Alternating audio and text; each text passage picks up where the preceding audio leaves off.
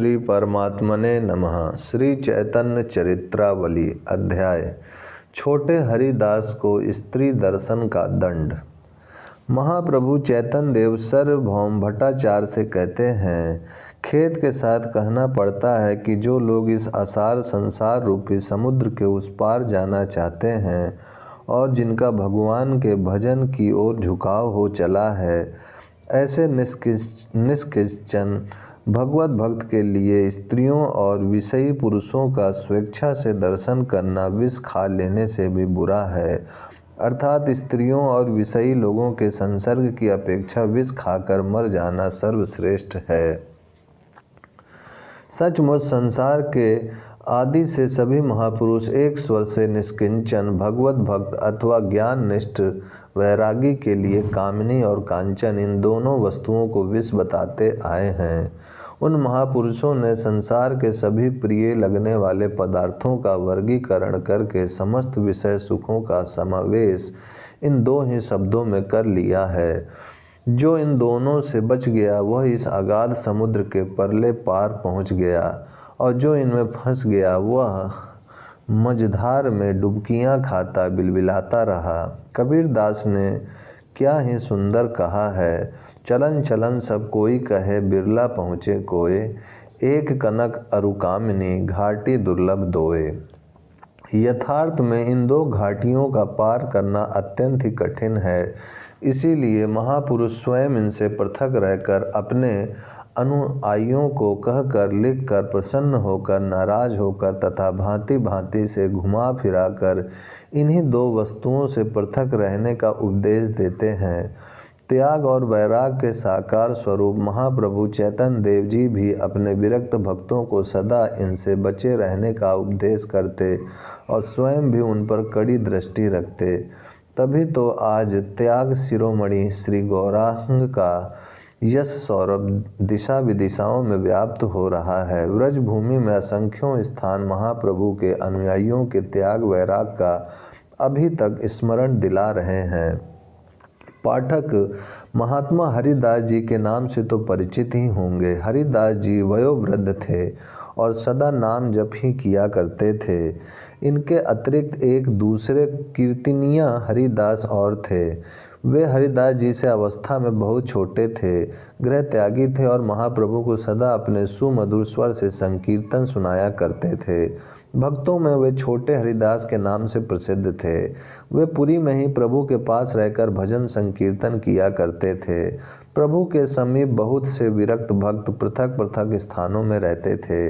वे सभी भक्ति के कारण कभी कभी प्रभु को अपने स्थान पर बुलाकर भिक्षा कराया करते थे।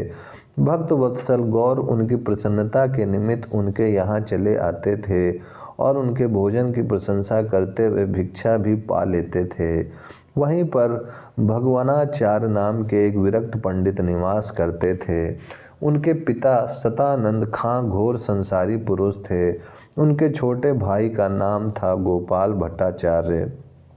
गोपाल श्री काशी जी से वेदांत पढ़कर आया था। उसकी बहुत इच्छा थी कि मैं प्रभु को अपना पढ़ा हुआ शारीरक भाष्य सुनाऊं, किंतु वहाँ तो सब श्री कृष्ण कथा के श्रोता थे। जिसे जगत का प्रपंच समझना हो और जीव ब्रह्म की एकता का निर्णय करना हो, वह वेदांत भाष्य सुने अथवा पढ़े। जहाँ श्री कृष्ण प्रेम को ही जीवन का एकमात्र ध्येय मानने वाले पुरुष हैं, जहाँ भेदा भेद को अचिंत्य बताकर उससे उदासीन रहकर श्री कृष्ण कथा की ही प्रधानता दी जाती है, वहाँ पदार्थों की सिद्धि के प्रसंग को सुनना कोई क्यों पसंद करेगा। अतः स्वरूप गोस्वामी के कहने से वे भट्टाचार्य महाशय अपने वेदांत ज्ञान को ज्यों का त्यों ही लेकर अपने निवास स्थान को लौट गए। आचार्य भगवान जी वहीं पुरी में रह गए। उनकी स्वरूप दामोदर जी से बड़ी घनिष्ठता थी। वे बीच बीच में कभी कभी प्रभु का निमंत्रण करके उन्हें भिक्षा कराया करते थे।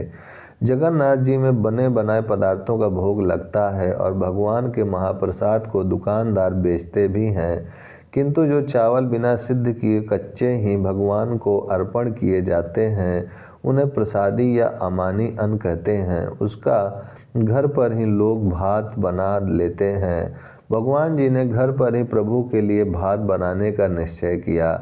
पाठकों को संभवतः सिखी माहिती का नाम स्मरण होगा। वे श्री जगन्नाथ जी के मंदिर में हिसाब किताब लिखने का काम करते थे। उनके मुरारी नाम का एक छोटा भाई और माधवी नाम की एक बहन थी। दक्षिण की यात्रा से लौटने पर सार्वभौम भट्टाचार्य ने इन तीनों भाई बहनों का प्रभु से परिचय कराया था। ये तीनों ही श्री कृष्ण भक्त थे और परस्पर बड़ा ही स्नेह रखते थे। माधवी दास परम तपस्विनी और सदाचारिणी थी। इन तीनों का ही महाप्रभु के चरणों में दृढ़ अनुराग था। महाप्रभु माधवी दासी की गणना राधा जी के गणों में करते थे। उन दिनों राधा जी के गणों में 3.5 पात्रों की गणना थी। प्रथम स्वरूप दामोदर, द्वितीय राय रामानंद और तृतीय सिखी महाती और आधे पात्र में माधवी देवी की गणना थी। इन तीनों का महाप्रभु के प्रति अत्यंत ही मधुर श्रीमती जी का सरस भाव था। भगवानाचार्य जी ने प्रभु के निमंत्रण के लिए बहुत बढ़िया महीन शुक्ल चावल लाने के लिए छोटे हरिदास जी से कहा। छोटे हरिदास जी माधवी दासी के घर में भीतर चले गए और भीतर जाकर उनसे चावल मांगकर ले आए। आचार्य ने विधि पूर्वक चावल बनाए। कई प्रकार के साग, दाल, पना तथा और भी कई प्रकार की चीज़ें उन्होंने प्रभु के निमित्त बनाई।